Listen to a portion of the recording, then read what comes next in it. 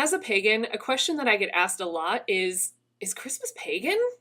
Stay tuned because I'm going to answer that question right now.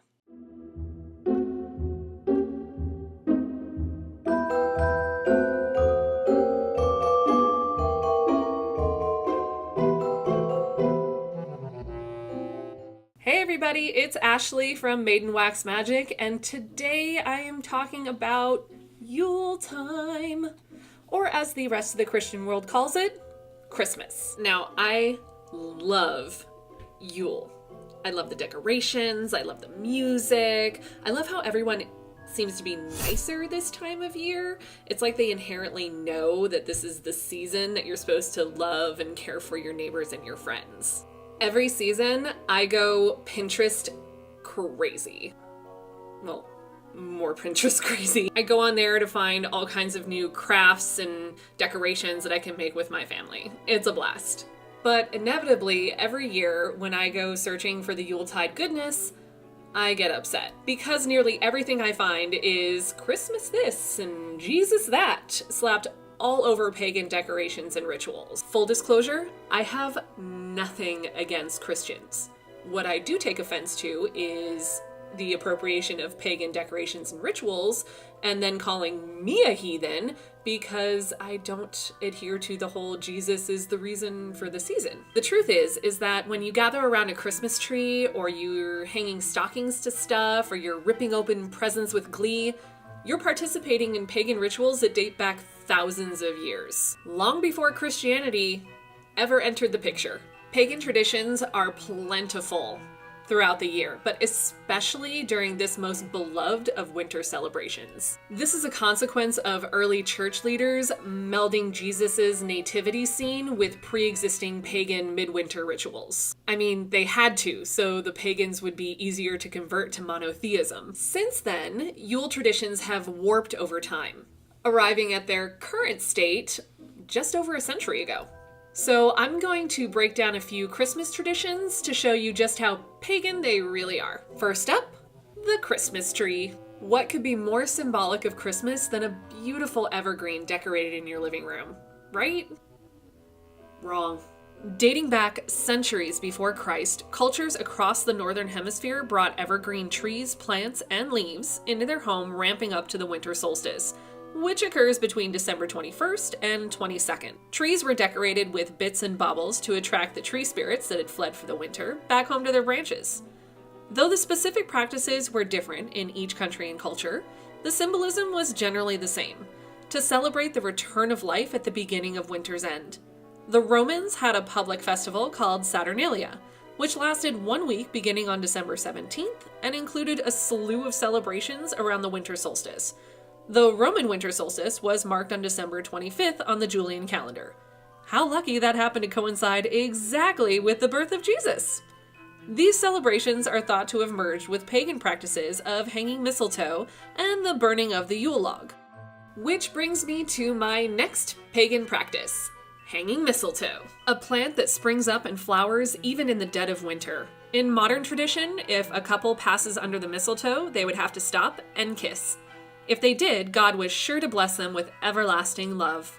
The man had to pick one berry for each kiss, and when the berries were gone, the kissing stopped. By the time Charles Dickens wrote A Christmas Carol in 1843, Christians had adopted mistletoe as a Christian symbol. Think about it. Jesus brought the promise of everlasting life into a dark and hopeless world. He sprang to life from the cold shadows of death on Easter morning. Mistletoe became symbolic of life after death, of a faith that was so strong it could grow even in the midst of darkness, and of the peace that transcends human understanding. Wow, that's beautiful. And also pagan. There are a plethora of pagan beliefs that involve mistletoe. But being of the Norse and Celtic persuasion, I'm going to go with the story of Balder. Balder is the god of the summer sun, the pure god, and most loved by all other gods. One night, Balder had a dream that he would die. The dream scared his mother, Frigga, the goddess of love and beauty, because if Balder died, so would all life on earth. So Frigga went to all the elements, air, fire, water, and earth, and to all the animals and plants, and asked them to spare her son. When she was satisfied that she had convinced them all, Frigga assured Balder that he would live forever. But Balder had one enemy, Loki, the trickster. No, wait, not that Loki. This Loki. He sure is pretty, though. Anyway, Loki found one plant that Frigga had overlooked. You guessed it, mistletoe. Mistletoe doesn't grow on the ground or in the ground. It's a parasitic plant that has no roots of its own and attaches itself to the tree it grows on. So, clever Loki made a poison arrow tip with the mistletoe and tricked Balder's blind brother, Hoder, into shooting the arrow and killing Balder. The sun disappeared for 3 days, and each of the elements in turn tried to bring Balder back to life. But none were successful, except Frigga, his loving mother, who sent an emissary to the underworld to bargain for her son's life. The tears Frigga shed during those terrible 3 days turned into the white berries on the mistletoe plant. In her joy at Balder's resurrection, she reversed mistletoe's poisonous reputation, kissed everyone who passed beneath the tree on which it grew, and issued a decree that should one ever pass beneath the mistletoe, they should have a token kiss and no harm would come to them. Kisses beneath the mistletoe. That sounds familiar. Anyway, on to the next. Christmas stockings.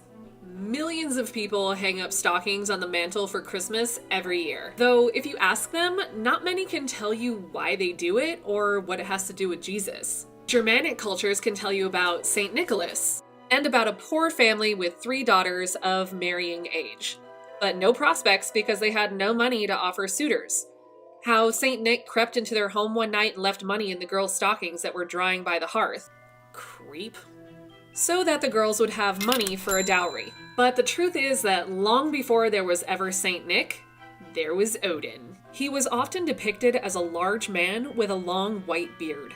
Odin rode an 8-legged horse called Sleipnir, capable of making great leaps and traveling great distances in the blink of an eye. Families told stories and heroic tales of Odin and Sleipnir. The children were especially enchanted by the stories of Odin and his flying horse. So they filled their boots with straw and sugar for Sleipnir. The boots were left by the hearth, where Odin could warm himself before continuing his journey. Odin repaid their thoughtfulness by leaving treats and small wooden toys behind.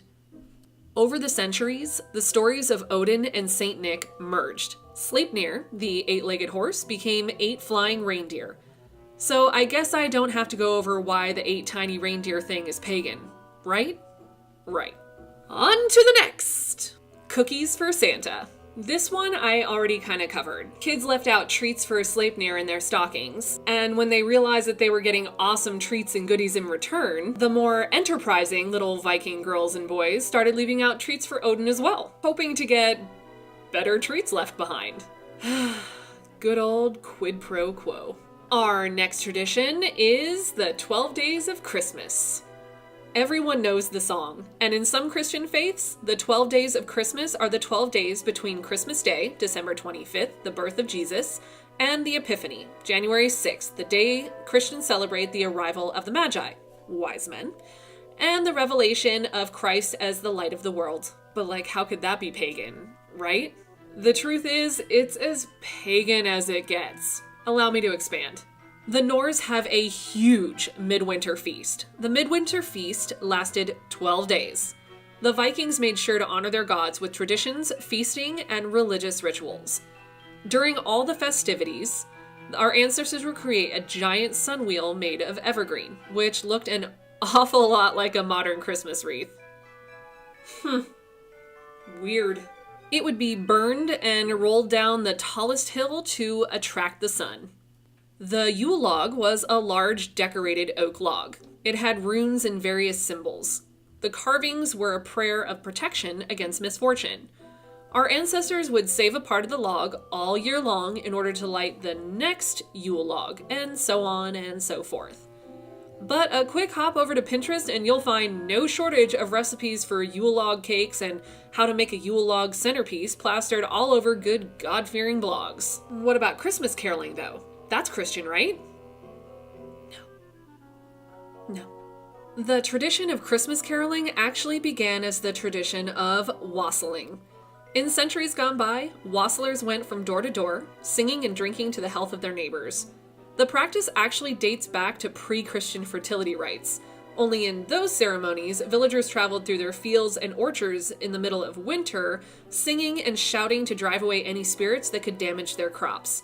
Caroling wasn't actually done in churches until St. Francis, around the 13th century, thought it might be a nice idea. What about fruitcake? Fruitcake is weird, and usually one of the most unwelcome holiday gifts. Sorry, Nana.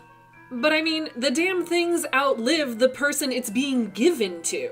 But it's definitely a good old-fashioned Christmas tradition, right? Sorry. Again, pagan. What's interesting about the fruitcake is that it actually has its origins in ancient Egypt.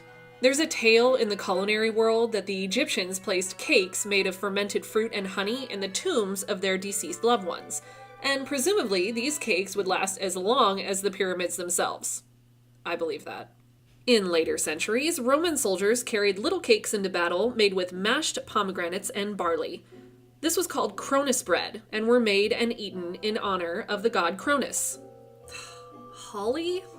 For Christians, the red berries represent the blood of Jesus Christ as he died upon the cross, and the sharp green edges of the leaves represent his crown of thorns. But its roots? Pagan. In pre-Christian pagan cultures, the holly was associated with the god of winter, the Holly King, doing his annual battle with the Oak King. Christmas star? Nope. Pagan. The star, representing the four elements air, water, fire, and earth, with the tip being the divine gods, was placed on top of the Yule tree. Of course, if you want to place an angel up there, more power to you. Angels are definitely not pagan. At least not in the Celtic or Norse sense. The winter solstice spiral ritual. Okay. This is the newest thing that I've seen Christians appropriate. I've seen an alarming amount of Christian blogs saying how the walk inward to the spiral represents Jesus's death on the cross, and the walk back outward after lighting the candles represents his rebirth and his triumph of light over dark, or life over death in this case. Now, I don't get insulted easily, and I'm not insulted by much, but this I find particularly insulting. The spiral is a sacred symbol in so many pagan religions. It represents a never-ending cycle of life and death. This ritual is to honor the gods for the returning of the sun. We walk into darkness, light a candle, place it on the spiral, and walk back out of the spiral, signifying the promise of spring, the return of warmth and light. If you're a Christian and you know about this ritual or this celebration or this practice, this is not for you. I thought Christianity was over that whole, "Oh, this looks like fun. How could we make it about Jesus?" You can't even try with this one. Either come to the dark side or stop, because it has nothing to do with Jesus. So any Christians that may have happened upon this video may be saying, "What the HE double hockey sticks, Ashley?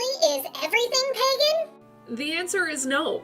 Not everything during this season is pagan in origin, and you're free to ignore the pagan roots of your traditions and keep on keeping on. But if you're gonna complain about keeping Christ in Christmas, then you should really ditch all the pagan iconography and rituals. "But Ashley, what am I supposed to decorate with to avoid pagan iconography?" I don't know. Sand? Palm trees? Burn some frankincense and myrrh? Little statuettes of donkeys, sheep, and camels? Look, I don't really know. But you have two choices. Keep all your Christmas decorations in all their pagan glory and celebrate what the season means to you and just go on with your life. Or come to the determination that this is the hill you die on and keep on screaming about Jesus is the reason for the season. Why is this cup red? Why do you hate God? We don't. He's just not our God. But you go ahead and be angry. It doesn't really matter to us pagans. We're just gonna be over here feasting and drinking and dancing the 12 days away. So what about you? Do you celebrate Yule or Christmas? Or do you celebrate something different altogether? Let me know in the comments below. Don't forget to click subscribe and the little bell icon so you get notified when I post new videos. You can always stop by my blog, Patreon, and shop to see what's going on there. The links are down in the description. I've put all the links in there for you. And thanks for hanging out. I'll see you all next time.